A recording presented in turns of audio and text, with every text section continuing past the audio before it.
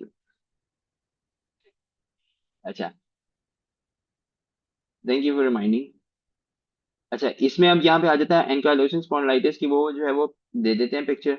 और उसके बाद वो पूछते हैं कि जैसे ये आईबीडी एसोसिएटेड आर्थराइटिस है, इसके अंदर वो आपसे ये पूछेंगे डायरेक्टली कि इस आपको ये डायग्नोज हो जाएगा, उसके बाद पूछेंगे कि किस डिजीज के साथ जो है ना एसोसिएटेड होता है ये, इसका एचएलए बी, इसके एचएलए के बैकग्राउंड में किस डिजीज के साथ जो है ना इसका रिएक्शन है। तो ये जो पेयर वाला नहीं, ये क्वेश्चन ये सबसे ज्यादा हाई यील्ड है, ये पेयर के साथ जो है ना ये पूछा जाता है इसमें। सारे ऑर्थराइटिस हैं और सिर्फ एक ही एनकाइलोसिस स्पॉन्डिलाइटिस है, इस डिजीज की बाकी पैथोलॉजी हम बाद में पढ़ेंगे। ये बात समझ आ रही है कुछ? अब इसका मैकेनिज्म किस तरह है देखिए।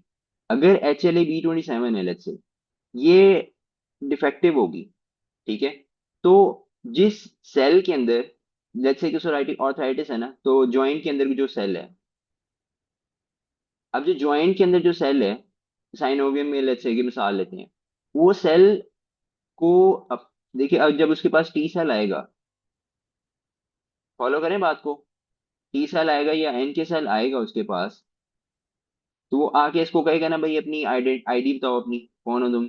तो ये इसने B27 के ऊपर एक्सप्रेस करना है ना अपने आप को। बात फॉलो करें स्टूडेंट्स?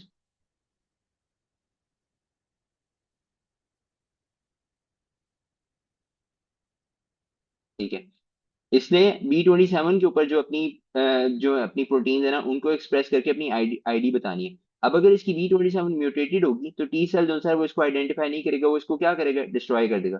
तो ये मैकेनिज्म है इन डिजीज के, जो है ना ऑटोइम्यून डिजीज का, ये जो मैकेनिज्म है इस तरह से। अभी इससे रिलेटेड है क्योंकि अगर B27 म्यूटेटेड होगी तो सोराइटिक आर्थराइटिस ये भी हो सकता है, साथ ये भी हो सकता है, ये भी हो सकता है, ये भी, चारों हो सकते हैं, तीन हो सकते हैं, दो हो सकते हैं, कोई एक हो सकता है। इसलिए ये जो B27 की इनके साथ जो एसोसिएशन है वो इफेक्टिव है। इसी तरह आप ये देखेंगे अगर किसी को डायबिटीज टाइप 1 है, तो डायबिटीज टाइप 1 में डीआर म्यूटेटेड है, उसके साथ ही उसको हाई रिस्क है कि उसको रोमेटॉइड आर्थराइटिस भी हो सकता है और साथ एडिसन डिजीज भी हो सकती है।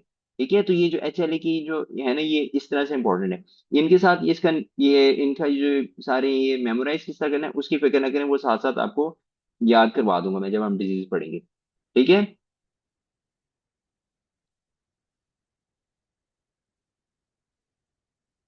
अब हम आ जाते हैं आगे। अ, इसके अंदर जो दो एंजाइम्स है ना, परफोरिन और ग्रेंजाइम, ये हम लोगों ने पढ़े थे। और ये पेज नंबर 124 204 है, इसके अंदर जो है ना मैं आपको इसके साथ ये रिवाइज करवा रहा हूँ। अब इसमें क्या होता है कि अ, ये इस पिक्चर को देखिएगा। इसमें क्या होता है कि ये जो है ना एक परफोरिन जो प्रोटीन है ये क्या करती है, एक पोर क्रिएट करती है, और परफोरिन के थ्रू जो है ग्रेंजाइम बी जो है ये एंजाइम्स एंटर होते हैं सेल के अंदर, और जाके जो कैस्पेजेस हैं इनको एक्टिवेट करते हैं। अब कैस्पेजेस क्या है इसके फिलहाल आपको याद करने की जरूरत नहीं है, आपने सिर्फ ये याद रखना है कि ये जो है एपोप्टोसिस इंड्यूस करवाते हैं, बस ये याद रखना है। अब ये जो एपोप्टोसिस इंड्यूस करवाते हैं फिर उसके मैकेनिज्म है, उसको हम अभी डिटेल में नहीं पढ़ेंगे, सुपरफिशियली मैंने जो चीजें आपको बतानी है। बट लेकिन आपको ये है परफोरेंट वाली बात ही। इसको मैं जो है ना इस तरह दिखा रहा था, ये जो हम लोगों ने साइटोटॉक्सिक सेल और फंक्शन सेल के बैकग्राउंड में हम लोगों ने इसको स्टडी किया था, लेकिन डिटेल में नहीं देख सकते। ये नेचुरल किलर सेल की जो ये इमेज बताई है, सिर्फ ये बताई कि फास्ट नर्स है, फास्ट रिसेप्टर है जो टी सेल के ऊपर होता है, और ये जो फास्ट लाइगेंड होता है वो जाके अटैच करता है फास्ट रिसेप्टर के साथ। और ये NK सेल के अंदर भी होता है और टी सेल के अंदर भी होता है। ठीक है, ये जो टी सेल है CD8 पॉजिटिव टी सेल, ये वाली पिक्चर दिखाई गई है कि फास्ट लाइगेंड से उसने एक तो डिस्ट्रॉय किया, और दूसरा जो है ग्रेंजाइम और जो है ये परफेरेंट और ग्रेंजाइम बी जो है ये दो चीजें हैं। ठीक है, अब यहाँ पे आते हैं ये साइटोटॉक्सिक टी सेल के अंदर देखिएगा कि कैसे kill virus infected neoplastic and donor graft cell by inducing apoptosis. और इसके अंदर कहता है कि release cytotoxic granules that contain perforin और ग्रेंजाइम बी। और इसके बाद आता है हमारे पास नेचुरल किलर सेल, उसके अंदर भी ये क्या है कि परफेरेंट और ग्रेंजाइम भी दोनों को यूज करते हैं। और ये एक मैं कहता हूँ कि एक रिवीजन के लिए IL-2 जो है ना वो टू आइज आउल, ये देखें ये। और इंटरफेरोन जो है इसके अंदर नहीं है, लेकिन ये इंटरफेरोन अल्फा इंटरफेरोन बीटा, ये जो है ये इसके लिए इंपॉर्टेंट है। इसके बाद आया था कि also kill by antibody dependent cell mediated cytotoxicity. ये आपको याद है ना, जिसमें क्या होता है कि सेल के ऊपर लगती है IgG, और फिर IgG के ऊपर ये NK सेल जो से एक्ट करते हैं, तो ये इसका दूसरा मैकेनिज्म है सेल्स को डिस्ट्रॉय करने का। ये बात समझ आ गई?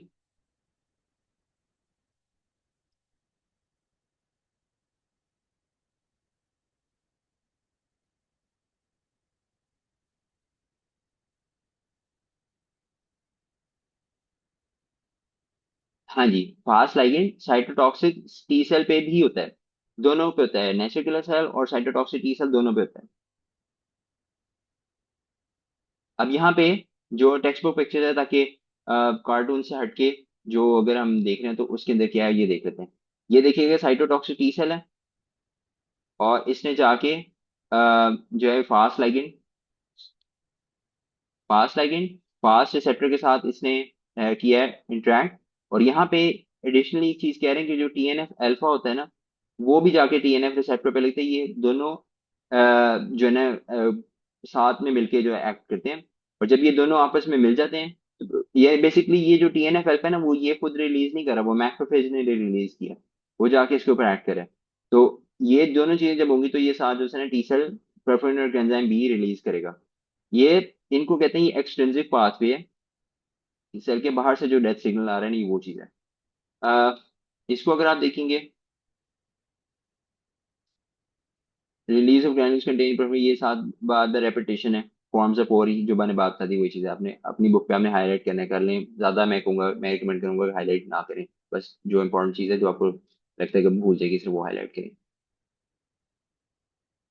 अब उसके बाद आते हैं हमारे पास फास्ट लाइगेंड इंटरेक्शन वाला जो है ना, ये अब हमारे पास आता है कि टी सेल की जो है ना बैकग्राउंड में अब आपको बताने लगूँ कि उसमें क्या होता है।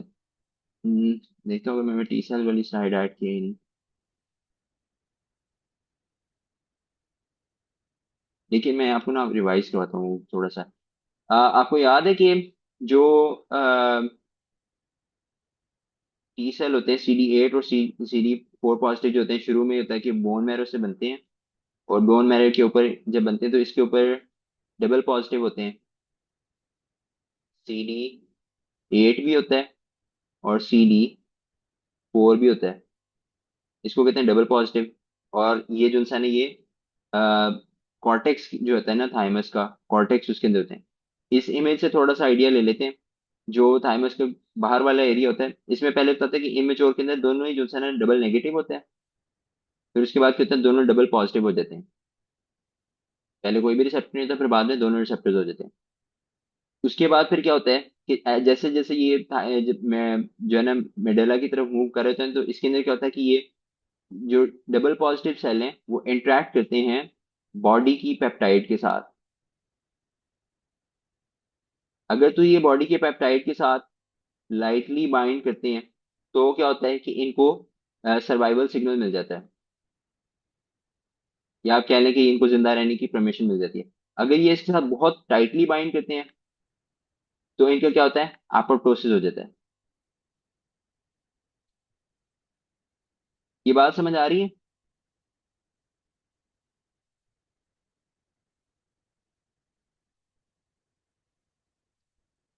ठीक है। अब ये चीज है, अब ये आ गया, अब इसके अंदर आ गया। उसके ये एपोप्टोसिस की जो इसके अंदर इंपॉर्टेंस है ना, वो यहाँ पे उन्होंने बस ये बताई है। ये इसके अंदर आपके पास आता है कि लाइगेंड रिसेप्टर के अंदर आपके पास ये बात आ गई। यहाँ पे देखिएगा, ये जो है ऑटोइम्यून लिम्फोप्रोलिफरेटिव सिंड्रोम जो है, also cause by defective fast जो है फास्ट लाइगेंड इंटरेक्शन जो है। अब यहाँ पे जो सेल ने डिस्ट्रॉय होने हैं, जिसने एपोप्टोसिस होना है, उसने किस तरह से होना है, फास्ट इंटरेक्शन से होना है। तो अगर फास्ट इंटरेक्शन जो है ये डिफेक्टिव होगा, तो उसकी वजह से क्या हो रहा है कि फेलियर ऑफ कोलोनल डिलीशन, यानी कि जो सेल थे जिन जो टाइटली बाइंड कर रहे हैं, वो उनकी जो था ना कि कोलोनल डिलीशन है वो नहीं हो पा रही, जिसकी वजह से सेल्फ रिएक्टिंग लिम्फोसाइट जो है वो इंक्रीज कर रहे हैं। ये जो है ना डिजीज, ये इस तरह की जो डिजीज है वो आइसोलेटेड नहीं पूछी जाती, लेकिन ये इसलिए उनको पैराग्राफ में उन्होंने अलग लिखा हो क्योंकि आइसोलेटेड नहीं पूछे थे। लेकिन आपको जो मैकेनिज्म पता होगा ना, तो अगर इस तरह की इससे रिलेटेड पूछी जाती है तो आपको पता होगी। अब इसमें क्या होता है कि lymphadenopathy, हेपेटोस्प्लीनोमेगैली and auto immune cytopenia. अब अगर जो इस बच्चे को थोड़ा सा याद होगा ना, तो लिम्फेडिनोपैथी ये लिम्फ नोड के कौन से रीजन के अंदर ग्रोथ होती है। और हिंट ये है कि यहाँ पे बात करें हम टी सेल्स की। बेहतरीन, पैराकॉर्टेक्स। बाकी हमको पता है।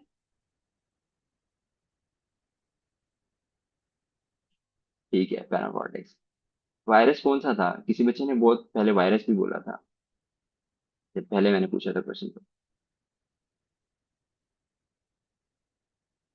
TB very good. ठीक है, चले। टीबी, ठीक है। समझ आ गई, लिम्फेडिनोपैथी इसी वजह से हो रही है क्योंकि वो जो T cell, self acting T cells है वो बहुत ज्यादा होते जा रहे हैं, बहुत ज्यादा ग्रो कर रहे हैं, इस वजह से लिम्फेडिनोपैथी हो रही है। और ऑटोइम्यून डिजीज इसलिए क्योंकि टाइटली बाउंड करने वाले जो टी सेल्स है वो सर्वाइव करते जा रही है। और अगर किसी ने ये देखना है तो उसके अंदर वो यही बता रहे हैं कि जो डबल पॉजिटिव है, ये देखें, ए पॉजिटिव और फोर पॉजिटिव, ये डबल पॉजिटिव को शो कर रहे हैं। अभी जो डबल पॉजिटिव है, ये अपने जो सेल्फ रिएक्टिंग पेप्टाइड्स है, ये MHC1 जो है ना उसके साथ जब रिएक्ट कर रहे हैं, तो क्या हो रहा है कि अगर तो ये टाइटली रिएक्ट कर रहे हैं तो इनके एपोप्टोसिस हो जाती है। या हम यहाँ, और अगर टाइटली रिएक्ट नहीं करते तो आगे चलते जाते हैं, फिर ये सेंटर की तरफ चले जाते हैं।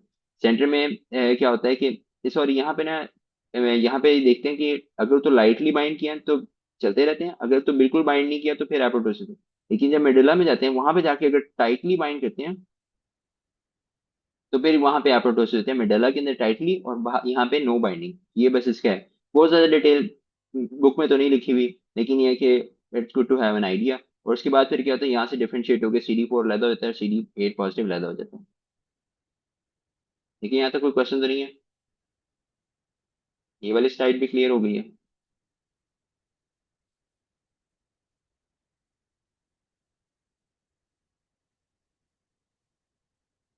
ठीक है,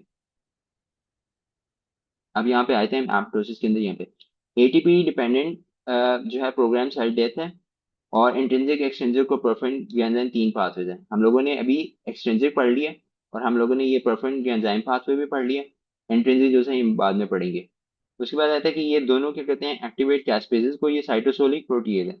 अब यहाँ पे आई थी बात, कैस्पेजेस क्या है कि साइटोसोल के अंदर जो ब्रेकडाउन वाली प्रोटीन है ना, वहाँ ये साइटोसोलिक वो है, कैस्पेजेस उनका एक ग्रुप ऑफ प्रोटीन है।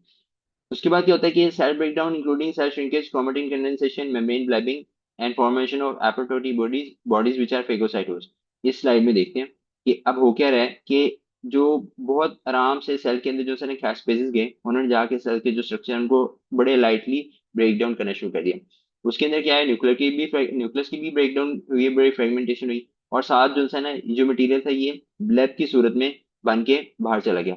इसके कॉन्ट्ररी जो है, आपके पास जो होता है ना नेक्रोसिस होगा, जिसमें हम कहते हैं कि एक्सीडेंटल सेल डेथ या टॉक्सिक सेल डेथ। उसके अंदर क्या होता है कि इंपॉर्टेंट चीज है, ये देखें, विदाउट सिग्निफिकेंट इन्फ्लेमेशन। जो एपोप्टोसिस है उसके अंदर इन्फ्लेमेशन नहीं होगी, आराम से सेल्स की डेथ होगी, और साथ वाले जो सेल्स हैं वो बिल्कुल भी डिस्टर्ब नहीं होंगे। इसके अंदर एक इंपॉर्टेंट डिफरेंशिएशन बस ये याद रखनी है, सेल स्वेलिंग। ये मुझे बताएं कि एपोप्टोसिस के अंदर सेल स्वेलिंग होगी या नहीं होगी।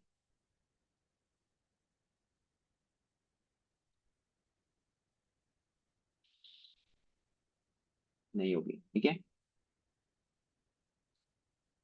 ये है, ठीक है, ये एक इम्पॉर्टेंट चीज है कि क्या होगा कि सेल्स की बड़ी प्रॉपर ब्रेकडाउन होगी, उनका जो साइटोस्केलेटन है वो मेंटेन रहेगा, इसलिए सेल स्वेलिंग नहीं होगी। लेकिन जो होती है निक्रोसिस होता है, उसके अंदर साइटोस्केलेटन भी डिस्टर्ब होता है, मेम्ब्रेन भी डैमेज होती है, जिसकी वजह से सबसे पहले सेल स्वेलिंग होती है। और वो इंडिकेटर होती है जो है ना अनप्रोग्राम्ड सेल डेथ, या उसे कहते हैं नेक्रोटिक सेल डेथ जो होती है उसको कहते हैं। तो अब ये चीज आ गई, इसकी जो डिटेल्स हैं इसके अंदर, बस फॉर द नेम से आपको बस ये कि सेल श्रिंक हो रहा है, क्रोमेटिन कंडेंस हो रहा है, जो मेम्ब्रेन ब्लैबिंग वाली चीज है वो भी इसके नेक्रोसिस के लिए जो है ना इम्पोर्टेंट है। मतलब ठीक है, लेकिन ये कि प्रोग्राम हो रहे हैं ना, प्रॉपरली हो रहा है प्रोग्राम करके।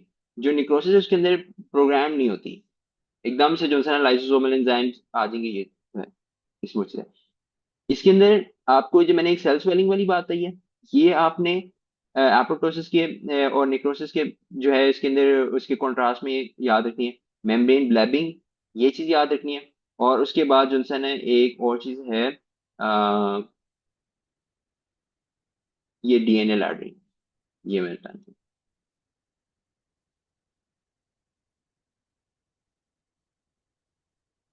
मेम्ब्रेन हाँ जी इंटैक्ट रहेगी ना इसमें, निक्रोसिस में नहीं रहेगी intact.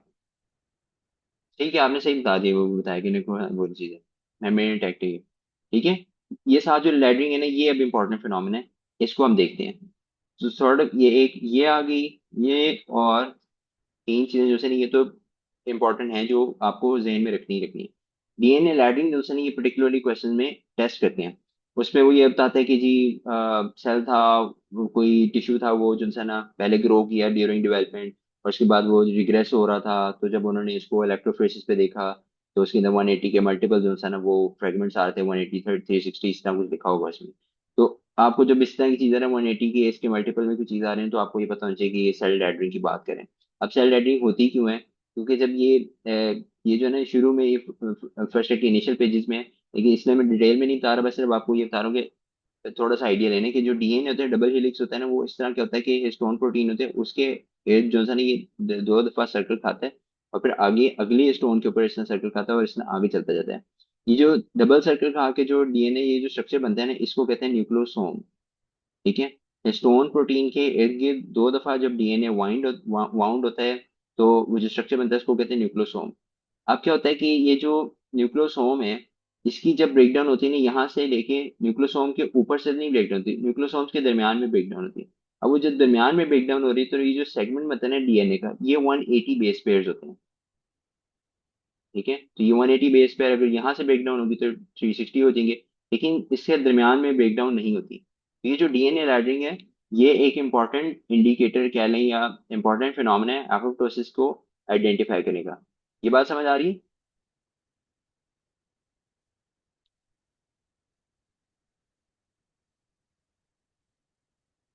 Show up as DNA laddering phenomena.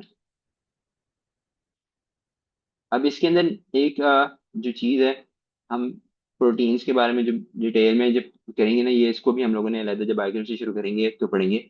लेकिन मैंने आपको एक बात बताई है और अभी भी आपको रिटेट करूँ कि सेल के अंदर कोई भी स्ट्रक्चर उठा लें, उसके अगेंस्ट एंटीबॉडीज बनेंगी ना, तो जनाब क्या होगा कि वो डिजीज कॉज होगी। अब ये देखें ऑटो एंटीबॉडीज, ये इम्यूनोलॉजी के अंदर से एक टेबल दिया हुआ है, और उसके अंदर क्या है कि एंटी हिस्टोन प्रोटीन अगर बन रही है, तो वो जो है ना ड्रग इंड्यूस्ड लूपस की इंडिकेशन है। ये याद नहीं रखना, लेकिन बस मैं वैसे ही बता रहा हूँ, अभी आप पढ़ लेंगे तो जब अभी एक वैसे जहन में क्लिक करेगा, लेकिन आइंदा जब डिटेल में पढ़ेंगे तो आपको याद रहेगा। ठीक है, तो ये चीज याद रखनी है, हिस्टोन के अगेंस्ट प्रोटीन बने की वो है, डीएनए के अगेंस्ट प्रोटीन बनती है, एंटीबॉडी बनती है, वो एक और डिजीज है। ठीक है, वो लूपस का पर्टिकुलरली है। अब आ जाते हैं हम लोग फिब्रिनॉइड निक्रोसिस पे। हम लोगों ने ये चीज पढ़ी थी। ये अगेन थोड़ा सा ऑफ टॉपिक है, थोड़ा सा ऑन टॉपिक भी, लेकिन इसको मैंने इसलिए यहाँ पे डिस्कस करवा था। फिब्रिनॉइड निक्रोसिस जो है ना, हम लोगों ने पढ़ा था टाइप 3 हाइपर सेंसिटिविटी रिएक्शन के अंदर क्या होता है कि एंटीबॉडी एंटीजन और जो है ना कॉम्प्लेक्स बनता है, वो डिपॉजिट होता है। अब यहाँ पे क्या होता है कि जो डेपोजिशन जब हुई है, यहाँ पे न्यूट्रोफिल्स जब आए, उन्होंने आके जो है ना ये अपने एंजाइम्स रिलीज किए, तो क्या होगा कि यहाँ से इनकी जो परमिएबिलिटी है वो ज्यादा हो जाएगी। अब जब ये परमिएबिलिटी ज्यादा होगी ना ये एंडोथेलियम में, तो क्या होता है कि ये एक लेयर नहीं, यहाँ पे मल्टीपल लेयर है, उसके पीछे मस्कुलर लेयर है और सारी चीजें, तो यहाँ से प्रोटीन लीक आउट होकर यहाँ पे जमा होना शुरू हो जाएगी। अब वो जो जमा होना शुरू होती है ना, ये जो प्रोटीन होती है उसका नाम होता है फिब्रिन प्रोटीन। अब वो जो फिब्रिन प्रोटीन यहाँ पे जमा होना शुरू हो जाएगी ना, तो इसको कहते हैं फिब्रिनॉइड निक्रोसिस। यहाँ पे, अब यहाँ पे ये देखें कि ये जो है ना ब्लड वेसल दिखाई हुई है, इसको ये कोलैप्स ब्लड वेसल है, इस तरह से कह लें कि आप। लेकिन इस ब्लड वेसल की अगर ये पूरी दीवार है ना, इस तरह ये वॉल है, तो इसकी वॉल के अंदर ये, मैं तो उसको हाईलाइट रिमूव करता हूँ, इस वॉल के अंदर ये जो मटेरियल डिपॉजिट हुआ हुआ है ना, ये फिब्रिन है। ठीक है, ये जो है ना ये फिब्रिनॉइड निक्रोसिस के को इंडिकेट कर रहा है। यहाँ पे जो था, यहाँ पे इन्होंने बताया था कि फिब्रिनॉइड निक्रोसिस होगा, ये इसके अंदर हाइपर एक्यूट के अंदर बताया था इस्कीमिया, और साथ फिब्रिनॉइड निक्रोसिस है उसके अंदर कहता है कि थ्रोम्बस बन जाता है। तो ये जो फिब्रिनॉइड निक्रोसिस है बेसिकली इसको बता रहा है कि जो वॉल के अंदर जब डेपोजिशन होता है, उसको उसको फिब्रिनॉइड निक्रोसिस कहते हैं। अब मैं इसमें ये देख रहा था कि फिब्रिनॉइड निक्रोसिस हाइपरटेंसिव के साथ रिलेटेड है, emergency preeclampsia also related to hypertension, और साथ जो है ना इम्यून वास्कुलर रिएक्शन, जिसके अंदर हमारे पास टाइप ये क्लम्टाइज डेपोजिशन में टाइप 3 हाइपरसेंसिटिव रिएक्शन है। अगेन इसको याद करने की जरूरत नहीं, बस एक दफा नजर से गुजर जाएगा, जब हम इसको आहिस्ता आहिस्ता जो है जब इसकी कोई टॉपिक वगैरह डिस्कस करेंगे तो उसमें ये चीज क्लियर हो जाएगी। ठीक है, मुझे यानी कि किस पर्सपेक्टिव में बात आई थी, लेकिन ये कि मैं डिस्कस कर दूं साथ ही, स्लाइड्स आगे पीछे हो जाती हैं वरना, इसलिए। अब यहाँ पे आ जाते हैं हम लोग, ये आ जाता है विस्कोट एल्ड्रिच सिंड्रोम में। विस्कोट एल्ड्रिच सिंड्रोम, ये वाली स्लाइड्स हम लोग पढ़ ली हैं, पहले डिस्कस कर लिए। ओके, इसके अंदर एक चीज डालनी थी। अच्छा, यहाँ पे देखिएगा कि बेसिकली पहले मैं आपको बताता हूँ कि एंटीजन प्रेजेंटेशन वाली बात है ये, इसका ये डिफेक्ट है। अब इसमें क्या हो रहा है कि वास जीन है, और इसकी वजह से क्या है, leukocytes and platelets are unable to recognise reorganise actin cytoskeleton, जिसकी वजह से क्या एंटीजन प्रेजेंटेशन का डिफेक्ट है।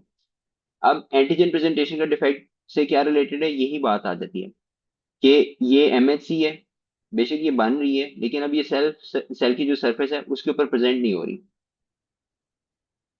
अब जब सेल्फ के ऊपर सरफेस के ऊपर प्रेजेंट नहीं हो रही, तो उसकी वजह से क्या होता है कि बी सेल जो है उनकी मैच्योरेशन नहीं हो रही, और टी सेल जो है वो नहीं ग्रो कर रहे। ये जो है ना प्रॉब्लम आ रही है।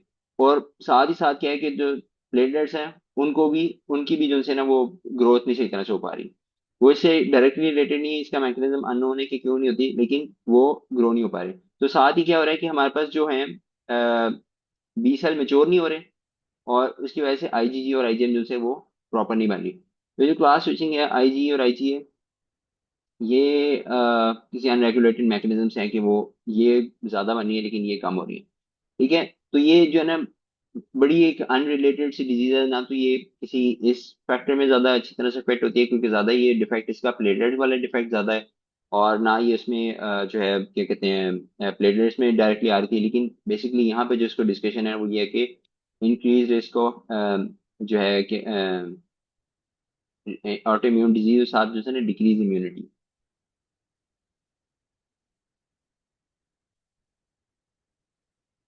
Mix type T and B cell, जो है ये ऑटो इम्यूनोसप्रेशन डिजीज है।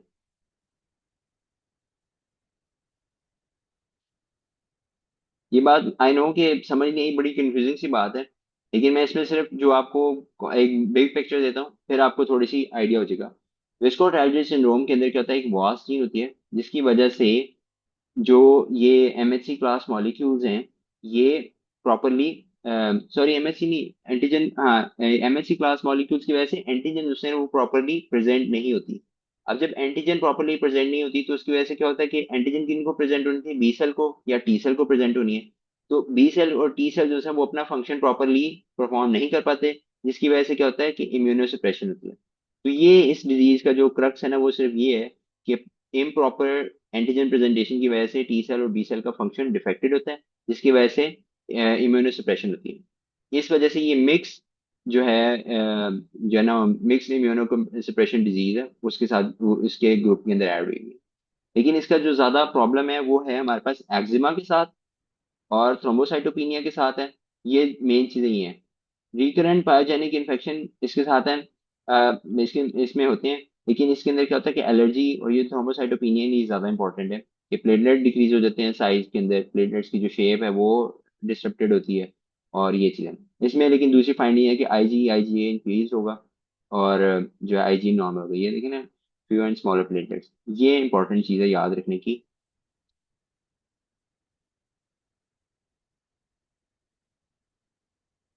एमएचसी एब्सेंट नहीं होती, एमएचसी सरफेस तक मूव नहीं कर पाती।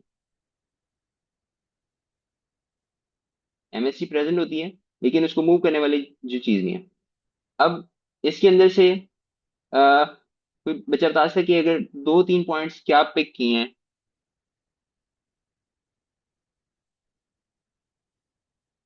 डॉक्टर अफसा आपके अलावा कोई और बता दे, क्योंकि मैं कह रहा हूँ बाकी सारा भी देखें कि वो फॉलो किया या नहीं। ये ना हो कि बाद में वो लेक्चर सुन के उसको अंडरस्टैंड करने में लग जाए। मैं चाह रहा हूँ कि यहाँ पे कितना पिक किया मुझे थोड़ा सा जरा बता दे।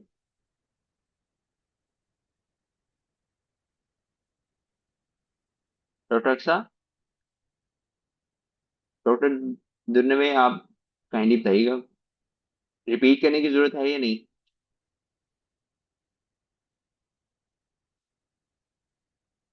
क्यों नहीं, ठीक है। वीकेंड वैक्सीन ऐसे ही है ये। लेकिन मोर इम्पोर्टेंटली जो चीज इस डिजीज के बैकग्राउंड में याद रखने वाली है वो है few and smaller platelets plus increase IgA और एक्जिमा और थ्रोम्बोसाइटोपिनिया। ऑल्दो हम लोग जो है ना ये रिकरेंट इन्फेक्शन की बात करें, लेकिन इस डिजीज के बैकग्राउंड में एक्जिमा और thrombocytopenia plus fewer smaller platelet ज्यादा इंपॉर्टेंट है। ऑल्दो इस सारी चीज के अंदर उन्होंने किसी और मतलब के ग्रुप ऑफ डिजीज के अंदर डिस्कस किया, लेकिन ये चीजें ज्यादा इंपॉर्टेंट है। मैं बस ये पॉइंट बताना चाह रहा हूँ क्योंकि आगे हम बर्नार्ड सोलियर और बाकी सारी चीजें पढ़ेंगे, तो उसके अंदर वहां पे हम लोग जो है ना इसको देखेंगे कि फ्यूअर स्मॉलर प्लेटलेट में ये हमें वहां पे कंफ्यूज करेगी। ऑटोइम्यूनिटी के बैकग्राउंड में ये इतना नहीं करती। ठीक है, चले हम आगे मूव फॉरवर्ड करते हैं। खैर ये किसमें बताया हुआ है कि ये बी हाइव है, वास्प से उन्होंने इसको जो है वो इंडिकेट किया हुआ है। अगर जस्ट इन केस किसी ने स्केच वाला करना है तो वास्प इंडिकेट किया हुआ है, एक्स रिसेसिव है। और इसके अंदर क्या होता है कि जी और एम जो उनसे वो कम हो जाती हैं और जो ई और ए है वो ज्यादा हो जाती है। ये थोड़ा सा इम्यूनोसप्रेसिव डिजीज है बस। ठीक है, मैं इसके अभी आज तक हमारे पास हीमेटोलॉजी अभी यहाँ से शुरू हो रही है। और मैं इसके अंदर ये बता रहा था कि अब देखें हम लोगों को बेजोफिल्स के बारे में जितना हम लोगों को पता है कि एलर्जी के अंदर इनका रोल है वो हमें पता है। एओसिनोफिल का रोल हमें पता है कि जब टाइप 1 हाइपर सेंसिटिविटी रिएक्शन होती है तो एओसिनोफिल आके वहाँ पे प्रॉब्लम करते हैं। बेजोफिल जो है वो रिलीज करते हैं हिस्टामिन वगैरह और बाकी जो इन्फ्लेमेटरी मार्कर्स हैं। न्यूट्रोफिल्स को हम लोगों ने बहुत अच्छी तरह से मतलब काफी अच्छी तरह से स्टडी कर लिया है इसमें। अभी इसकी डिटेल में जाएंगे, लेकिन जो खास तौर पे B cell, T cell, NK cell, monocytes और मैक्रोफेजेस, इसमें तो आई होप सो कि हम लोग चैंपियन बन चुके हैं काफी। एग्री और नॉट?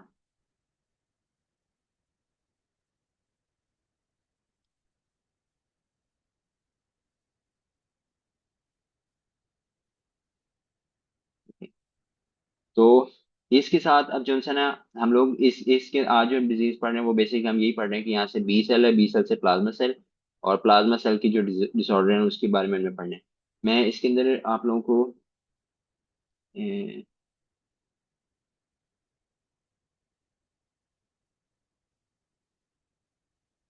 अच्छा चलें, अ, एक मिनट मुझे देखने दे क्योंकि मैंने एक साइड आई थिंक तो ऐड की थी या करने का इरादा किया था, ये वाली।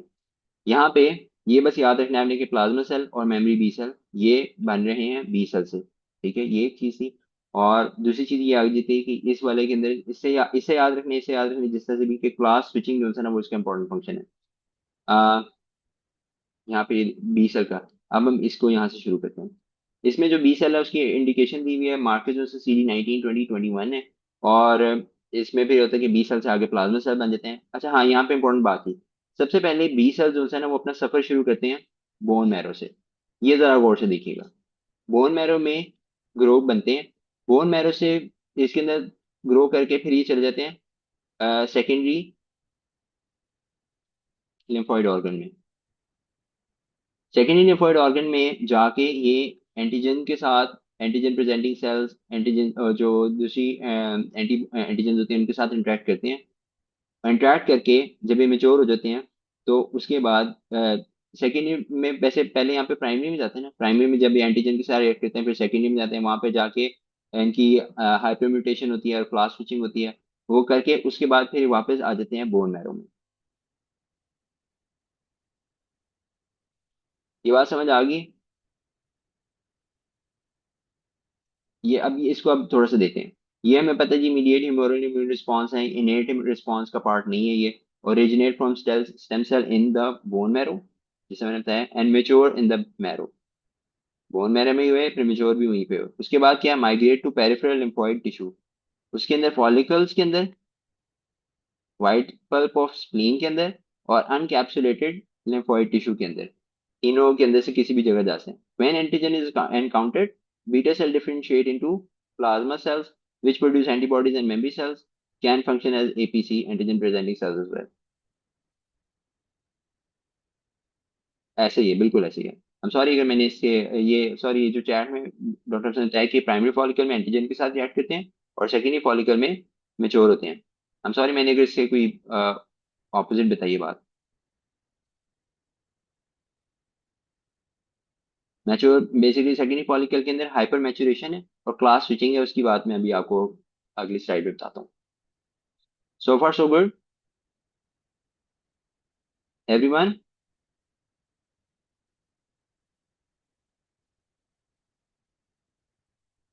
क्लास, ठीक है। अब ये आगे प्लाज्मा सेल की बात आते हैं, produce large amount of antibody specific to particular antigen. ये आ गया। उसके बाद क्लॉक फेज जो है ये क्रोमेटिन है, एंड एक्सेंट्रिक न्यूक्लियस। इसका जो है ना ये न्यूक्लियस बड़ा एक पर्टिकुलर, ये देखिएगा बी सेल और टी सेल का यहाँ पे तो सिमिलर है, लेकिन प्लाज्मा सेल में देखें कि इसका जो न्यूक्लियस है ना वो साइड पे है।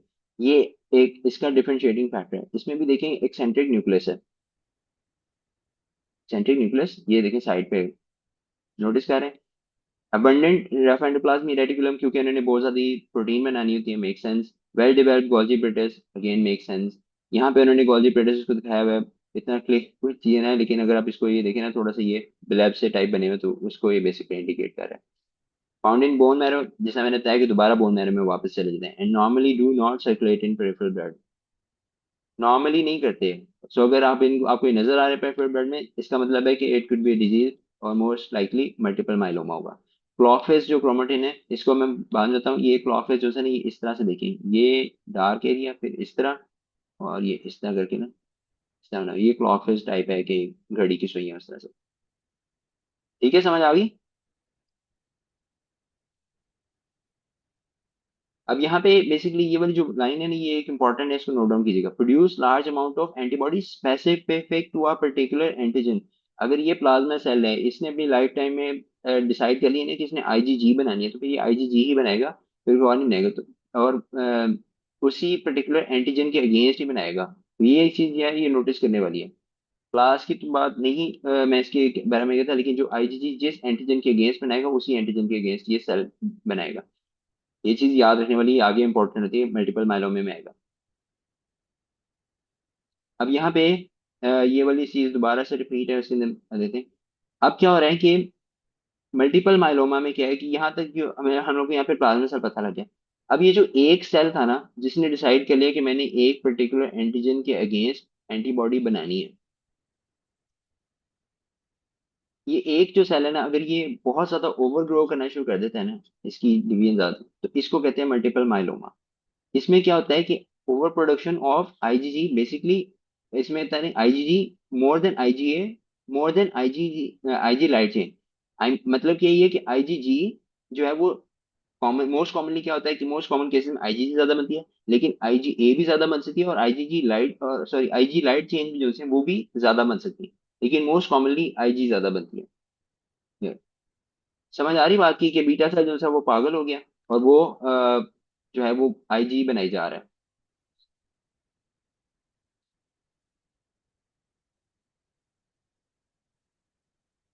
अब यहाँ पे इसमें आगे देखते हैं कि क्लिनिकल फीचर, चलिए मैं फीचर्स को डिस्कस कर लेता हूँ। अच्छा, इसके अंदर ना ये थोड़े से सेल्फ एक्सप्लेनेटरी हो जाने चाहिए। मुझे बताएं कि मल्टीपल माइलोमा में ये जो प्लाज्मा सेल है ये किस जगह पे मौजूद है बॉडी के अंदर?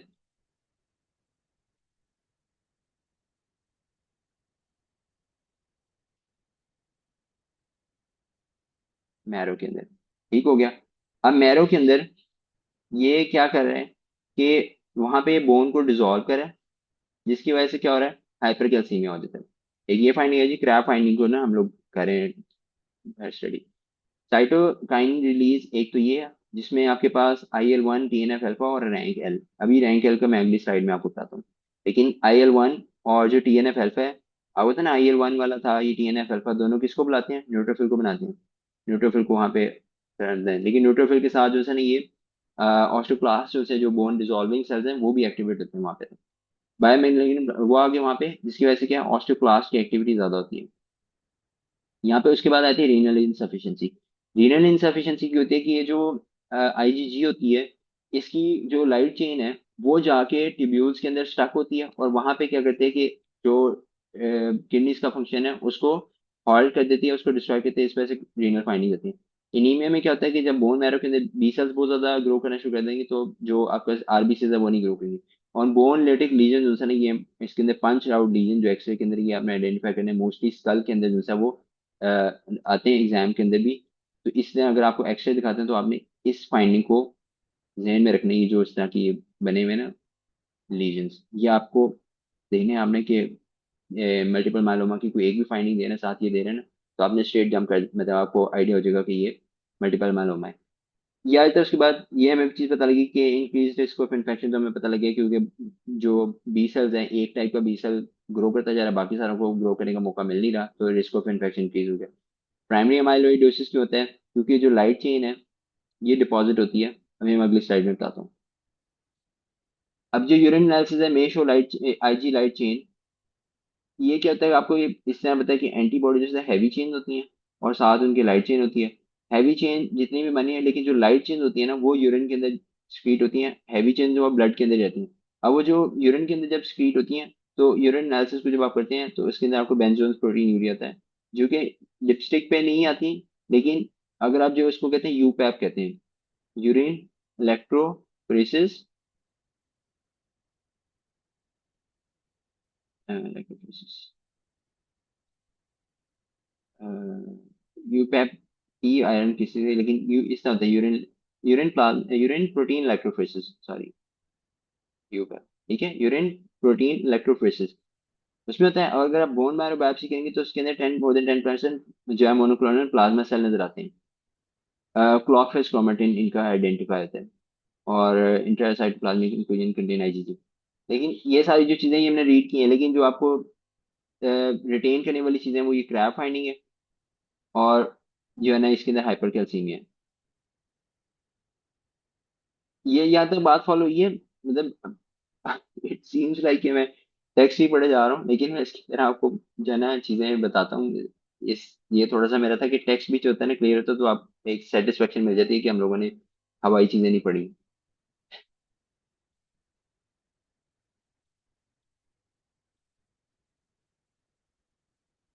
ठीक है। अब इसके अंदर जो स्लाइड में हम देख रहे थे कि आइसोटाइप क्लास स्विचिंग होती है, वो ये वाला जो एफ सी रीजन होता है, जूम इन कर देता हूँ थोड़ा सा।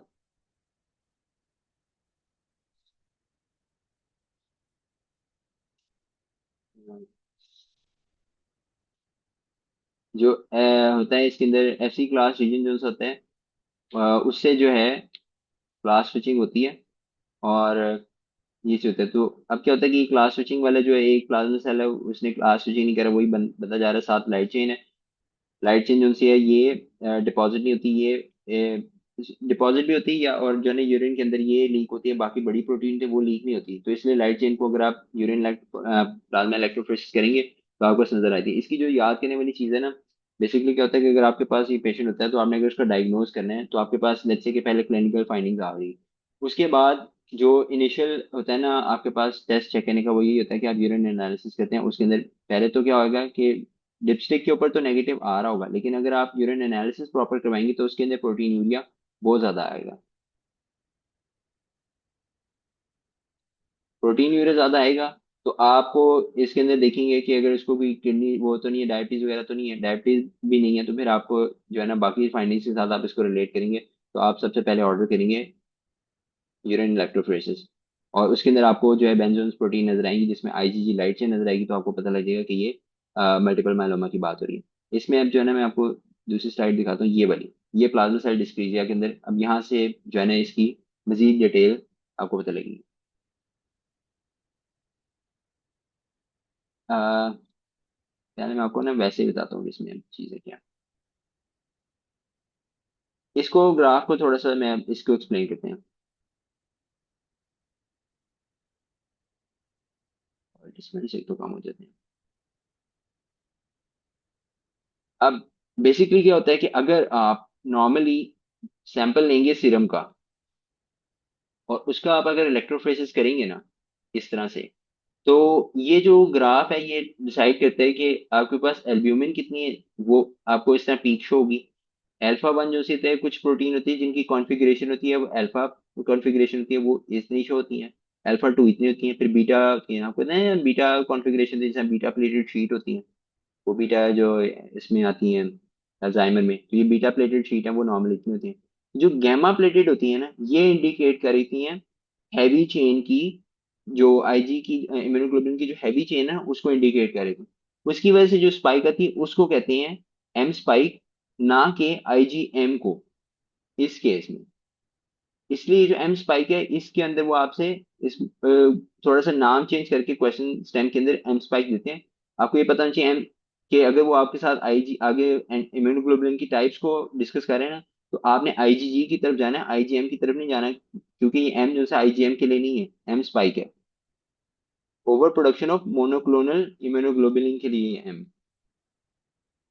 ये बात समझ आ गई?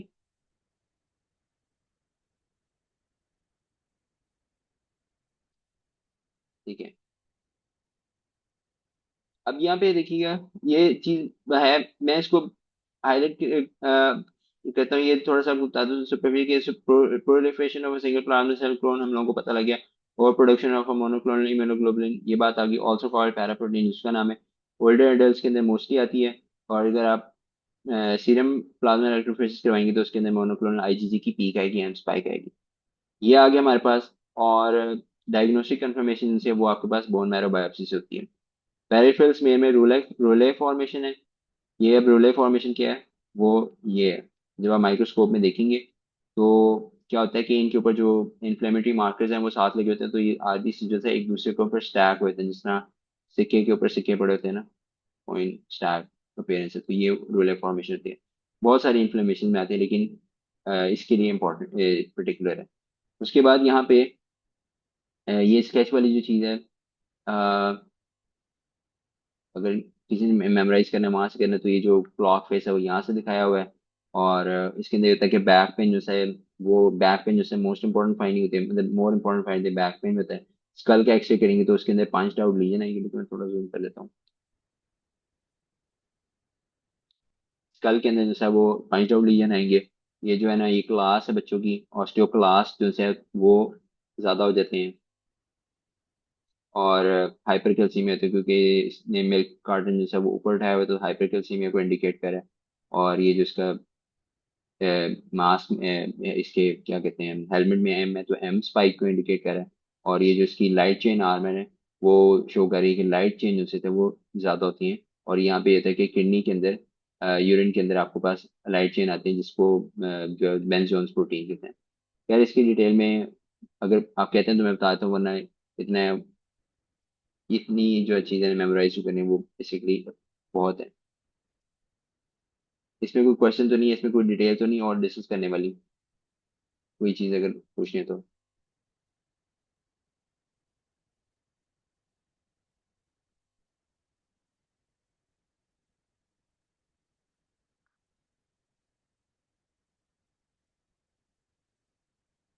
स्टूडेंट्स। ठीक है। अच्छा बात आगे आते हैं।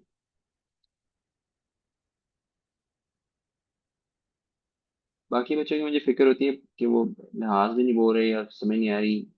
बालचन है, ऑस्टियोक्लास्ट की जो एक्टिवेशन है डिटेल के अंदर, इसमें क्या होता है कि जो ऑस्टियो ये होते हैं बोन डिजोल्व, क्लास्ट से डिजोल्विंग होते हैं।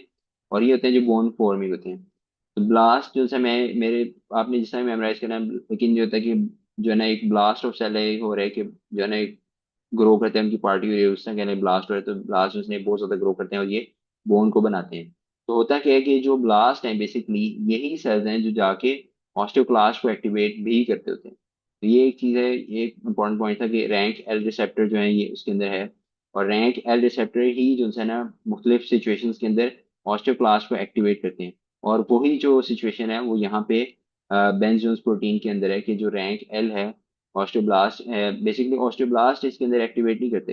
होता क्या है कि जो प्रोटीन बन रही होती है ना बीटा सेल वाली, उसके अंदर से ये जो है आपके पास रैंक एल जो है ना वो प्लाज्मा सेल ही ज्यादा बनाते हैं, और वो रैंक एल जो है जाके ऑस्टियोक्लास्ट के प्रिकर्सर्स को एक्टिवेट करते हैं, जिसकी वजह से बोन डिसोल्यूशन होती है। तो ये इसकी बोन डिसोल्यूशन का मैकेनिज्म है। यहाँ पे रैंक एल है अनयूजली यहाँ पे प्रेजेंट प्रेजेंट है, जबकि ऑस्टियोब्लास्ट का मेन फंक्शन है, लेकिन ये प्लाज्मा सेल भी ये फंक्शन कर रहे होते हैं, तो इसलिए बोन डिसोल्यूशन होती है। अब यहाँ पे ये वाली चीज थी प्राइमरी एमाइलोइडोसिस जो से ये डिस्कस किया हुआ था आगे 208 पे, उसमें ये देखा कि जो एएल प्रोटीन है फ्रॉम आईजीजी लाइट चेन है वो बहुत ज्यादा बनती है और वो जाके डिपॉजिट होती है, जिसकी वजह से क्या होता है कि आपके पास प्राइमरी अमाइलोइडोसिस की ये एक मिसाल है, plasma cell dysplasia multiple myeloma. इसके अंदर यहाँ पे आ जाता है हमारे पास ये क्वेश्चन था, आपको याद है मैंने बताया था एक दफा कि जो ये बीटा माइक्रोग्लोबुलिन वाला था एक सिनेरियो, कि एकदम जब मैं खुद डायलिसिस सेंटर में काम कर रहा था तो वहां पे एक पेशेंट था, उसने बताया कि जी मेरे ना रिस्ट के अंदर पेन होती है, और जो रिस्ट के अंदर पेन होती है तो ही वॉज ऑन डायलिसिस। तो उस जो सा ना मुझे इस चीज का आइडिया नहीं था, लेकिन ये ना क्वेश्चन मैंने फिर उसके बाद अपने क्यू बैंक में या एग्जाम में कहीं पे देखा, इससे रिलेटेड एग्जाम में था, क्यू बैंक में था, वो मुझे याद नहीं। लेकिन उसमें ये था कि एक पेशेंट आता है, वो कंप्यूटर पे काम कर रहा है, ठीक है, लेडी है, कंप्यूटर पे बहुत ज्यादा काम करती है। तो आपके पास वो कार्पल टनल उसके अंदर ना, सॉरी इसमें मैंने इसके ये है कि जो डायलिसिस वाली पेशेंट आपको बताइए कि वो जो डायलिसिस पेशेंट है वो रिस्ट के अंदर पेन की मिसाल दे रही है, कार्पल टनल सिंड्रोम के सिम्टम दे रहा है, तो आपका ये जाएगा डायलिसिस रिलेटेड अमाइलोइडोसिस के ऊपर आपका ध्यान जाएगा। साथ ये जो ये नर्व डिस्ट्रीब्यूशन है मीडियन नर्व की, उस एरिया को आप देखेंगे। ठीक है, ये मैं बता रहा हूँ कि डायलिसिस रिलेटेड माइलोसिस के लिए ये चीज़ है। दूसरा ये होता है कि इसका सिनेरियो इस तरह था कि एक पेशेंट है, वो कंप्यूटर पे काम कर रही है, और उसके जो है ना ये मीडियन नर्व की डिस्ट्रीब्यूशन के अंदर सुन हो गया, यहाँ पे पैराथीसिया हो गया। तो आपके पास जो सा है ना इसके अंदर चीज बनती है, may be associated with repetitive use, और आप उसको क्या ट्रीटमेंट देंगे, आप उसको कहेंगे कि जी आपने सिर्फ रेस्ट करना है और दैट्स इट। ठीक है, ये टेनल साइन और फेलन साइन नहीं, हम बाद में पढ़ेंगे, लेकिन अभी मैं सिर्फ एक आपको हाईलाइट दे रहा हूँ कि ये चीज़ है। हाँ, 8 हो गए।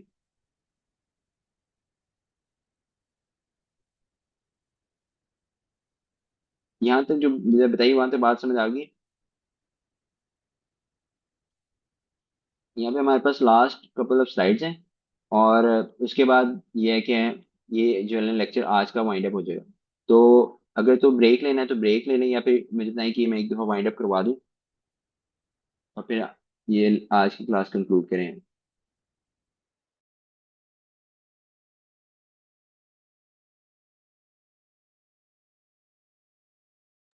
क्लास ब्रेक लेना है या ये वाइंड अप करवा दूं?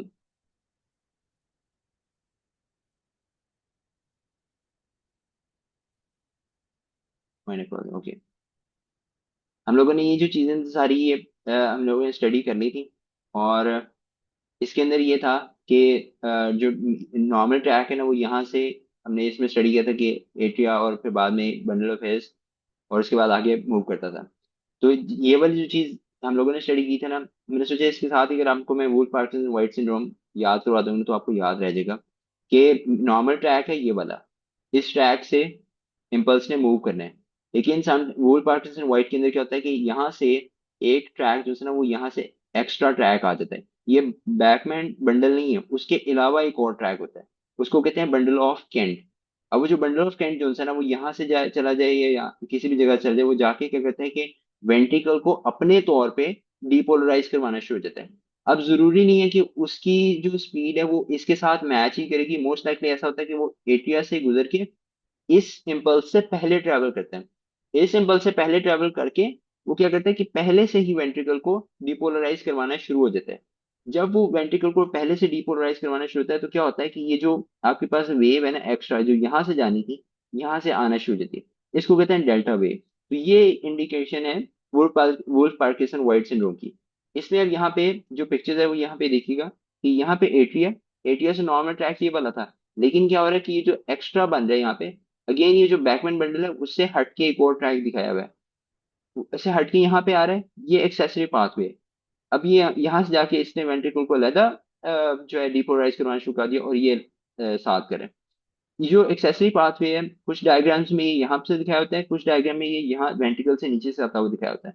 तो इसका मेरे कहने का मकसद ये है कि दोनों पिक्चर सेम है, दोनों के अंदर से कोई सी भी पैथोलॉजी पेशेंट को हो सकती है। समटाइम्स ऐसा भी होता है कि जो यहाँ से इम्पल्स चली गई है ना एक दफा, यहाँ से वापस भी आ जाती है। तो ये है, तो कहने का मकसद ये है कि इंपॉर्टेंट चीज ये है कि एक्सेसरी पाथ होता है वुल्फ पार्किंसन वाइट सिंड्रोम में, जिसकी वजह से क्या होता है कि वेंट्रिकल लैदा होता है। अब ये जो चीज होती है, अगर ये पेस ज्यादा होता जाएगा, टैकी होना शुरू हो जाएगा, किसी वजह से टैकीकार्डिया होगा, तो फिर क्या होगा, रिदम डिस्टर्ब हो जाएगा और पेशेंट जो है वो सिनकोपी होगी, उसको बेहोश होना शुरू हो जाएगा। इसमें खैर नहीं है, लेकिन ये है कि इसकी जो एक आप कह लें कि प्रेजेंटेशन है, वैसे क्या होता है, पेशेंट एसिम्टोमेटिक होता है।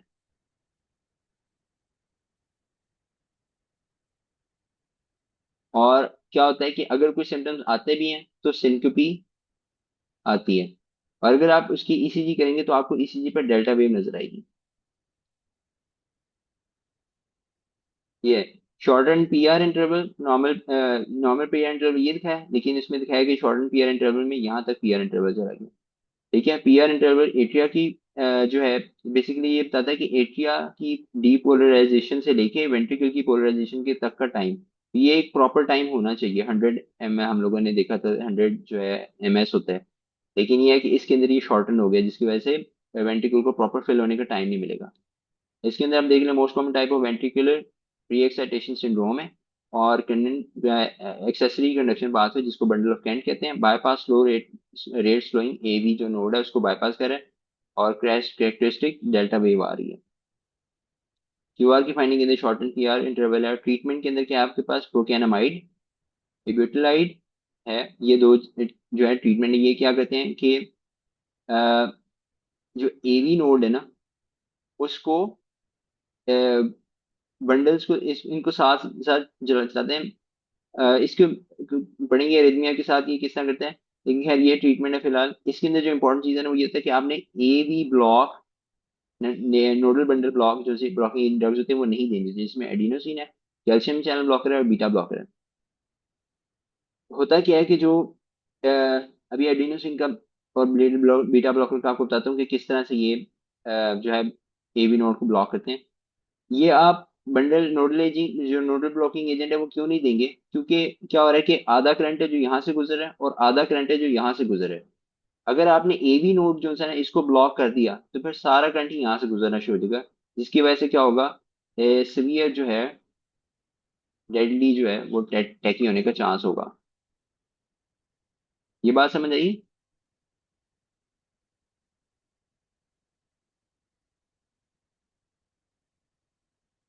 ठीक है, अब हम यहाँ से जो कल वाली जो हम लोगों ने किया था ये वाली चीज हम लोगों ने कवर कर ली थी सारा के, जो आपके पास वेंट्रिकल है उसकी डीपोलराइजेशन किस तरह होती है, रैपिड पहले आता है स्पाइक आती है वो सोडियम इनफ्लक्स की वजह से आती है, फिर सोडियम इनफ्लक्स के साथ पोटेशियम चैनल ओपन होने शुरू होते हैं जिसकी वजह से ये थोड़ा सा नीचे आता है। उसके बाद जो प्लेट्यू आता है वो इस वजह से आता है कि पोटेशियम जो होता है वो सेल से बाहर मूव कर रहा होता है, लेकिन साथ ही साथ कैल्शियम जो होता है वो सेल के अंदर आ रहा होता है, जिसकी वजह से क्या होता है कि चार्ज जो है वो बैलेंस हो जाता है और इसकी वजह से प्लेट्यू फेज आता है। प्लेट्यू फेज आने की इंपॉर्टेंस ये है कि वेंट्रिकल को फिल करने का प्रॉपर टाइम में, सॉरी वेंट्रिकल जो है उसको कॉन्ट्रैक्ट करने के लिए इनफ जो है वो इम्पल्स मिलती है और प्रॉपर वो कॉन्ट्रैक्ट करता है। उसके बाद फिर क्या होता है कि कैल्शियम चैनल क्लोज हो जाते हैं और फिर पोटेशियम जो है वो बाहर जाना शुरू होता है जिसकी वजह से रिपोलराइजेशन होना शुरू होती है। अब यहाँ के इसमें ये चीज आती है, ये जो सोडियम चैनल और ये हैं इसका जो है ना रोल इनके साथ है, मैं आपको एक्सप्लेन करता हूँ थोड़ा सा। ये वाली बात तो समझ आ गई ना इसके अंदर, जब आप इसको रिवाइज करेंगे तो आपको इस action potential myocardial action potential के अंदर प्रॉब्लम मेरे ख्याल से तो नहीं होनी चाहिए। उसके बाद आया था हमारे पास जो पेस मेकर एक्शन पोटेंशियल है, इसमें हम लोगों ने यहाँ तक स्टडी किया था कि जो फनी करंट होता है सोडियम चैनल की वजह से वो क्या होता है कि पहले आहिस्ता आहिस्ता स्लो स्लो वो जो है ना सेल के अंदर आता रहता है। ये सेल ड्रॉ करता हूँ, सोडियम जो है वो सेल के अंदर आहिस्ता आहिस्ता आता जा रहा है। जब ये थ्रेशोल्ड पे पहुंच जाते हैं तो साथ ही क्या होता है कि स्लो कैल्शियम जो चैनल होते हैं वो ओपन हो जाते हैं। स्लो कैल्शियम चैनल होने की वजह से डायरेक्ट स्पाइक तो नहीं आती, लेकिन ये होता है कि एक स्पाइक आती है जो कि 10 मिलीवोल्ट पॉजिटिव तक जाती है। अब जब ये 10 मिलीवोल्ट पॉजिटिव तक जाती है उसके बाद फिर शुरू हो जाता है रिपोलराइजेशन फेज। यहाँ पे बेसिकली फिर क्या होगा कि जो कैल्शियम चैनल होंगे वो क्लोज हो जाएंगे और पोटेशियम चैनल जो है वो ओपन होगा जिसकी वजह से रिपोलराइजेशन होना शुरू होगी। यहाँ पे इसको मैं बताता हूँ कि इसके अंदर जो आपके पास है ना ये फास्ट वोल्टेज सोडियम चैनल जो है voltage fast voltage voltage sodium channel permanently inactivity क्या होता है ये मैं अब आपको बताता हूँ। यहाँ तक ये बात समझ आ गई कि पहला जो है जैसे फेज जीरो की बात कर लें तो फेज जीरो के अंदर आपके जो अप स्ट्रोक है उसको डिस्कस करेंगे, opening of the voltage gated sodium calcium channels, उसकी वजह से ये अप होता है, results in a slow conduction velocity that is used by the AV node to prolong transmission from the atria to ventricle। ठीक है, ये कैल्शियम चैनल स्लो होता है और उसकी वजह यही है कि यहाँ से थोड़ा सा डिले डाले ताकि यहाँ पे डिले आएगा, उतनी देर में एट्रिया जो कॉन्ट्रैक्ट में वेंट्रिकल को फिल करने का मौका मिलेगा। ये बात समझ आ गई?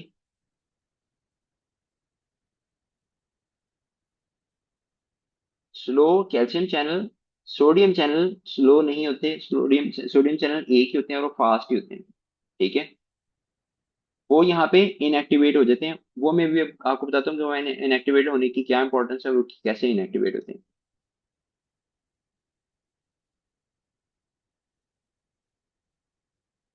ठीक है,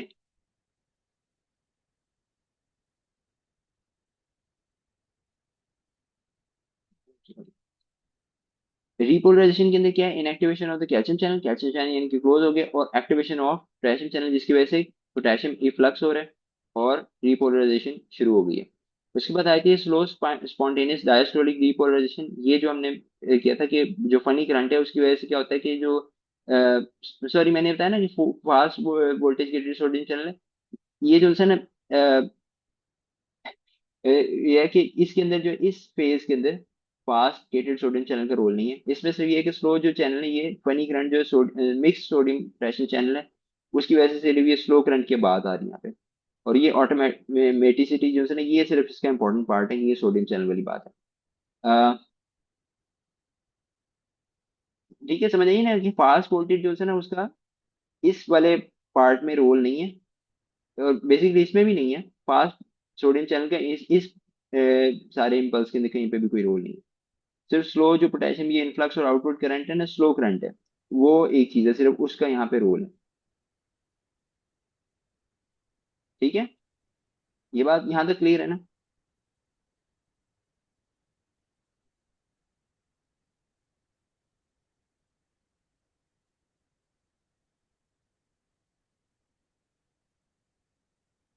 स्टूडेंट यहाँ तक बात क्लियर है?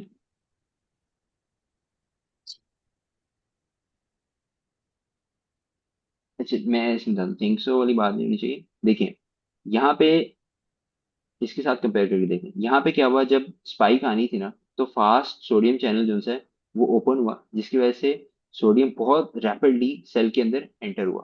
ठीक है, इसके अंदर आपके पास ये आ जाता है आपके पास कि जो एक्टिवेशन गेट और इनएक्टिवेशन गेट दोनों ओपन हुए, कोई प्रॉब्लम नहीं है, सोडियम डायरेक्टली रश किया सेल के अंदर और सेल जो है वो रैपिडली डीपोलराइज हो गया। ये बात तो समझ आ गई? फास्ट चैनल वाली बात ये यहाँ पे अप्लाई होगी। यहाँ पे जो है ऐसा नहीं हुआ। यहाँ पे क्या हुआ कि जो सोडियम चैनल है, ये सिर्फ जो स्लो सोडियम चैनल है ना, ये स्लो जो भी सोडियम चैनल है वहां से स्लो इनफ्लक्स जो होता रहा आहिस्ता आहिस्ता आहिस्ता, ये बेसिकली लीकी करंट है, ये प्रॉपर करंट नहीं है। तो वो जो लीकी करंट है उसकी वजह से क्या है, जो है ना वोल्टेज थोड़ा सा चेंज होता रहा और अनटिल थ्रेश होल्ड तक चला गया। जो यहाँ पे सोडियम चैनल है उसके सिर्फ लीकी करंट का सिर्फ इतना सा रोल है, उसके बाद सोडियम की चैनल का रोल यहाँ पे खत्म हो गया। ठीक है, ये बात समझ आ जाती है? अब आगे से रोल शुरू हो गया कैल्शियम चैनल का। वो जो कैल्शियम चैनल है वो स्लो होते हैं कैल्शियम चैनल, कि जो ना यहाँ पे स्लो कैल्शियम चैनल है, यहाँ पे भी जो कैल्शियम चैनल है वो बेसिकली स्लो ही है। ये फास्ट कैल्शियम चैनल वाली चीज यहाँ पे नहीं है। ठीक है, और एक ही कैल्शियम चैनल है यहाँ पे, तो वो कैल्शियम चैनल जो है ना वो आहिस्ता आहिस्ता मतलब कि ओपन हुए, आहिस्ता आहिस्ता मरा दे कि ओपन हुए बस। और यहाँ पे उसको काउंटर करने के लिए कोई पोटेशियम चैनल नहीं है इस फेज में, ना कोई सोडियम चैनल है इसको डीपोलराइज करने के लिए, तो इस वजह से यहाँ पे एक पीक आ गई। अब ये पीक देखें, ये बहुत ज्यादा नहीं आई। अगर आप इसके साथ कंपेयर करें तो यहाँ पे पीक जो है ना वो 20 तक आती है, यहाँ पे सिर्फ 10 तक आई है, बहुत ज्यादा ऊपर नहीं गई पीक। अब वो जो पीक आई है उसके बाद क्या हुआ कि वापस जो है ना रिपोलराइजेशन शुरू होगी पोटेशियम चैनल के ओपन होने की वजह से। ये इतनी सी इसके अंदर बात है। मतलब अपेरेंटली शायद लग रहा हो कि बहुत ज्यादा डिफरेंट है, लेकिन ये इतना सा इसके अंदर रोल है। ठीक है, अब यहाँ पे उसके बाद आए थे हमारे पास एसिटिल्कोलिन और एडिनोसिन जो है ना, they decrease the rate of diastolic depolarisation. ये क्या करते हैं कि सोडियम चैनल जो होते हैं ना, उनको ये जो लीकी वाला जो सोडियम चैनल है उसको ब्लॉक करते हैं या उसको फर्दर इनहिबिट करते हैं, जिसकी वजह से क्या, तो वो जो लीक हो रहा था ना वो लीक कम हो जाएगा और ज्यादा, और फिर इसकी जो स्लोप है वो और डिक्रीज हो जाएगी। जब इसकी स्लोप डिक्रीज हो जाएगी यहाँ से जैसे लेते हैं, तो इसको जो थ्रेश होल्ड है उस पर जाने पे टाइम लगेगा। इसको थ्रेश होल्ड पे जाने पे टाइम लगेगा तो ऑब्वियसली क्या होगा, हार्ट रेट स्लो हो जाएगा। ठीक है, ये एडिनोसिन और एसिटिल्कोलिन दोनों का यही रोल है। जबकि कैटेकोलमीन क्या कहते हैं, एक और चीज ये है कि एडिनोसिन की एक तो ये चीज एक रोल है, दूसरा रोल क्या होता है कि एडिनोसिन जो होता है ना, ये क्या करते हैं कि जो रिपोलराइजेशन है ना, उसको हाइपर रिपोलराइज कर देते हैं। तो उसकी वजह से क्या होता है कि जब ये इधर से नीचे आना है तो और ज्यादा नीचे आ जाएगा। जब ये और ज्यादा नीचे आ जाएगा तो फिर इसको ऊपर जाने में टाइम ज्यादा लगेगा। इस वजह से क्या होता है कि एडिनोसिन को, आईवी एडिनोसिन को यूज किया जाता है एरिथमिया को कंट्रोल करने के लिए। ये बात बाकी बच्चों को भी समझ आ रही है कि नहीं आ रही, या बाकी बच्चे चले गए?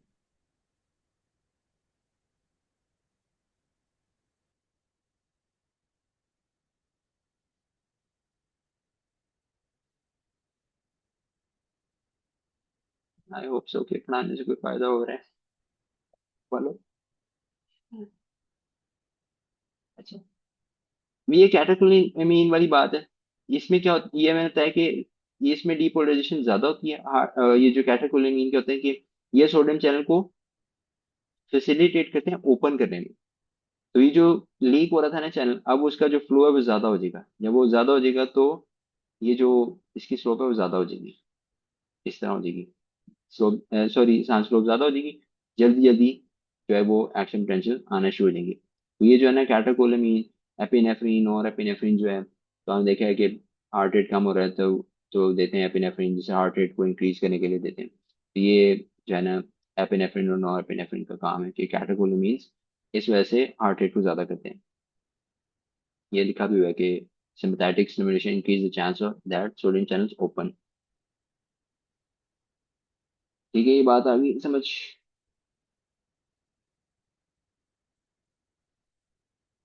अभी चले मैं एक बात ये अब ये बात समझ लें फिर इस तरह है कि आगे जिन अभी जो है ना, जिन बच्चों को ये चीज नहीं समझ आई ना, ये वाली सोडियम वाली, मैं रिपीट कर दूंगा। बाकी अगर जिनको समझ आ गई वो फिर जा सकते हैं, जिन्होंने समझना है वो रुक सकते हैं।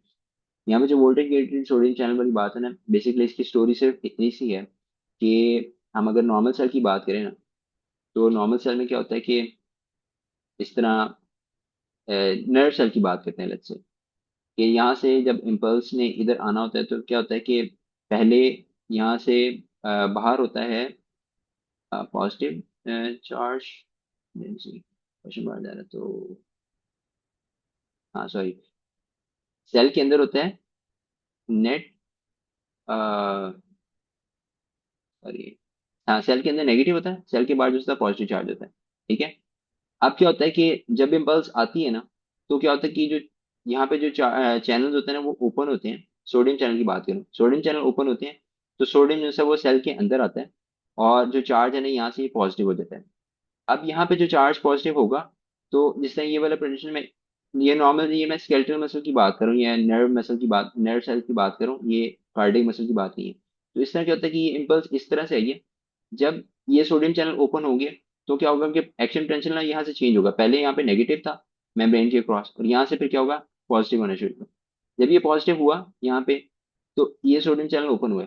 उसके बाद यहाँ से जब रिपोलराइजेशन होना शुरू होगी तो साथ ही यहाँ पे क्या होगा, पोटेशियम चैनल ओपन होंगे, और पोटेशियम चैनल के अंदर वजह से क्या होगा, पोटेशियम सेल से बाहर जाएगा।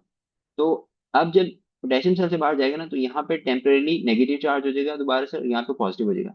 लेकिन इस जगह पे जो ये सोडियम चैनल था ना, उसका यहाँ पे जो इनएक्टिवेशन गेट है ना, वो यहाँ पे आके फिक्स हो जाएगा कुछ देर के लिए। अब उस इनएक्टिवेशन गेट की वजह से क्या होगा कि ये जो सोडियम चैनल है ना, देखिए, ये नेगेटिव चार्ज यहाँ पे है, ये थोड़ी देर के लिए पॉजिटिव हुआ, अब ये नेगेटिव चार्ज हो गए दोबारा यहाँ पे। तो क्या होता है कि यहाँ पे जो चैनल थे, ये पीछे वाला चैनल, वो नहीं, ऐसा नहीं हो सकता कि ये दोबारा से रिपोलराइज हो जाए। चांसेस है ना कि यहाँ पे जब नेगेटिव हुआ है और दोबारा इम्पल्स है, उसने आगे नहीं जाना, वो पीछे वाला जो चार्ज है, समझ आ रही थोड़ी सी कि यहाँ पे पॉजिटिव हुआ पहले। मैंने थोड़ी सी ना ड्राइंग मैंने मैसअप कर दी है। हम सिर्फ इस एरिया की बात करते हैं, मैं आपको बात, हम सिर्फ इस एरिया की बात करें, इस सेल की बात करें कि यहाँ पे पहले पॉजिटिव नॉर्मल जो रेस्टिंग पोटेंशियल है उसमें क्या है कि सेल के अंदर नेगेटिव है, सेल के बाहर पॉजिटिव है। अब क्या हुआ कि जब इम्पल्स आई यहाँ से, तो सोडियम चैनल ओपन हुआ। जब सोडियम चैनल ओपन होगा तो यहाँ पे पॉजिटिव हो जाएगा, क्योंकि सोडियम सेल के अंदर आएगा। इसको मैं यहाँ पे इस तरह बनाता हूँ कि सोडियम सेल के अंदर आ रहा है जब इम्पल्स आई है, और अभी सिर्फ ये सेल के अंदर है, तो यहाँ पे क्या हो जाएगा, पॉजिटिव आ जाएगा। पता नहीं आप लोग फॉलो कर रहे हैं या नहीं कर पा रहे हैं या नहीं। स्केलेटल मसल जो है ना उसको हम लोगों ने अलहदा पढ़ना है, तो इसलिए अगर नहीं कर पा रहे तो कोई इतना प्रॉब्लम नहीं है। लेकिन सिर्फ यहाँ पे क्या है कि मैं सिर्फ ये आपको बात आ रहा हूँ कि यहाँ पे पॉजिटिव जब हुआ तो उसके बाद क्या होता है कि अ, यहाँ पे जो है ना सोडियम चैनल वो भी अभी ओपन हुए हुए हैं, एक ही सेल की बात करें, सोडियम चैनल की वजह से पॉजिटिव हो गया। अब उसके बाद क्या होगा कि सोडियम सेल के अंदर आ गया। अब जब इम्पल्स यहाँ से चेंज होनी है वापस, साथ ही जब पोटेशियम चैनल भी ओपन होगा तो पोटेशियम जो है वो सेल से बाहर चला जाएगा। अब पोटेशियम सेल से बाहर चला गया, ये सारी चीजें नॉर्मल हो गई, तो दोबारा क्या होगा, यहाँ पे दोबारा नेगेटिव बन जाएगा। बाहर पॉजिटिव हो जाएगा तो सेल के अंदर नेगेटिव दोबारा बन जाएगा। अब क्या है कि अगला सेल जो है ना उसको इम्पल्स ट्रांसफर होनी है, तो यहाँ पे पहले नेगेटिव था, अब यहाँ पे पॉजिटिव होगा और यहाँ पे नेगेटिव हो जाएगा। ये वाला प्रोसेस से गुजर गया ना, अब यहाँ पे पॉजिटिव हो जाएगा। अब ये जो करंट है इसने प्रोपोगेट करना है इस साइड पे, ये नर्व है तो इस करंट ने इस साइड पे जाना है। लेकिन जब यहाँ पे पॉजिटिव के साथ चेंज होगा, और यहाँ पे अगर लेट्स से कि सोडियम चैनल यहाँ पे ओपन हो गया, ठीक है। अब यहाँ पे बताता हूँ अगला फेज आ गया, यहाँ पे सोडियम चैनल ओपन हो गया और यहाँ पे अंदर नेगेटिव आ गया, यहाँ पे पॉजिटिव आ गया, तो चांसेस नहीं है कि ये करंट यहाँ वाला जो नेगेटिव है ये इस वाले को भी डिस्टर्ब करके इम्पल्स वापस जाना शुरू हो जाए। ऐसा हो सकता है ना, इधर वाले है, क्योंकि देखिए यहाँ पे जब चेंज हुआ था तो इस वाले से आगे आया है ना करंट, इसी मैकेनिज्म से ऐसा क्यों नहीं हो सकता कि जब यहाँ पे चेंज हुआ तो करंट वापस क्यों नहीं जा सकता। अब उसकी वजह ये है कि वापस इसलिए नहीं जा सकता कि जब ये सोडियम चैनल एक दफा ओपन हो के बंद हो गए हैं ना, तो वो थोड़ी देर के लिए इनएक्टिव फेज में चले जाते हैं, और वो इनएक्टिव फेज में ऐसे जाते हैं। इस वजह से जब ये सोडियम चैनल एक दफा ओपन हो गया, अब इस चैनल ने कुछ देर के लिए ओपन नहीं होना, इसलिए करंट इसी डायरेक्शन में हमेशा ट्रैवल करेगा। ये इंपॉर्टेंस है सोडियम चैनल की इनएक्टिवेशन और एक्टिवेशन गेट की, और ये वाली बात यहाँ पे अप्लाई होती है। इसी वजह से क्या होता है कि जो sodium channel fast rotate gated sodium channel they are temporarily inactivated, कि वो एक दफा सिर्फ यहाँ पे बन गया, अब वो परमानेंटली इनएक्टिवेट हो गए हैं। वजह ये है कि अगर ये दोबारा एक्टिवेट हो जाते हैं ये, और वो एक्टिवेट क्यों है, इस वोल्टेज की वजह से, इस एक वोल्टेज की रेंज की वजह से। अगर वो एक्टिवेट हो जाएंगे ना तो यहाँ पे जो इम्पल्स ये वाली आ रही है ना ये नहीं आती, फिर वो रैपिड इम्पल्स आ जाती है। समझ जाइए ये इंपॉर्टेंस, कि यहाँ पे इनएक्टिवेशन गेट जो है ना इस वाले के अंदर, जो ये आपके पास एवी नोड वाला पोटेंशियल है उसके अंदर, इस वजह से जो सोडियम चैनल है वो यहाँ पे उसका काम नहीं होता, वो हमेशा इनएक्टिव ही रहता है। ठीक है, ये चीज है, क्योंकि अगर यहाँ पे इनएक्टिव वो एक्टिवेट हो गया तो फिर फास्ट पल्स आना शुरू हो जाएगी, ये चीज है। तो इसके अंदर ना यहाँ पे जो रेंज दी हुई है, इसमें देखें मिसाल के तौर पे लेट्स से कि पहले -70 है, हम यहाँ पे बनाते हैं -70 बना दिया मैंने, यहाँ पे चला गया 35 पे प्लस। क्या हुआ कि पहले -70 पे है तो क्लोज स्टेट में है सोडियम चैनल, ऐसा ऐसा इम्पल्स चलेगी 35 पे, तो 35 पे कौन सी सिचुएशन में चला जाएगा ये, यहाँ पे -55 आ गई, -55 लगाता हूँ, -55 से अब ये कौन सी स्टेट में चला जाएगा, ओपन स्टेट में। तो ये सोडियम चैनल ओपन हो गए, यहाँ से इम्पल्स आई, ओपन हो गए। अब यहाँ से वापस इसकी इसने किस स्टेट में आना है, +35 से -70 की स्टेट में। तो जब ये +35 से -30 की स्टेट में आ रहा होगा ना, तो यहाँ पे सिर्फ पोटेशियम चैनल ओपन हुआ होगा, सोडियम चैनल अब दोबारा ओपन नहीं होगा, सोडियम चैनल इनएक्टिवेट हो जाएगा। ये इनएक्टिवेशन की इंपॉर्टेंस है कि इसकी वजह से फिर क्या होता है, इम्पल्स आगे प्रोपेगेट करती है। जब हम आगे मजीद इसको डिटेल में पढ़ेंगे ना स्केलेटल मसल में, तो ये बिल्कुल क्लियर हो जाएगा कॉन्सेप्ट। अभी सिर्फ एक जो लफ्ज था ना वो ये वाला कि fast gated sodium channel close होते हैं, उसको समझाने के लिए सारा बताना पड़ा। तो ये जो है ना अब यहाँ आज का जो लेक्चर है वो कंक्लूड हो गया। अगर किसी स्टूडेंट को ये कोई बात नहीं समझ आई तो वो रुक जाए, बाकी अगर किसी ने जाना है तो दे कैन लीव।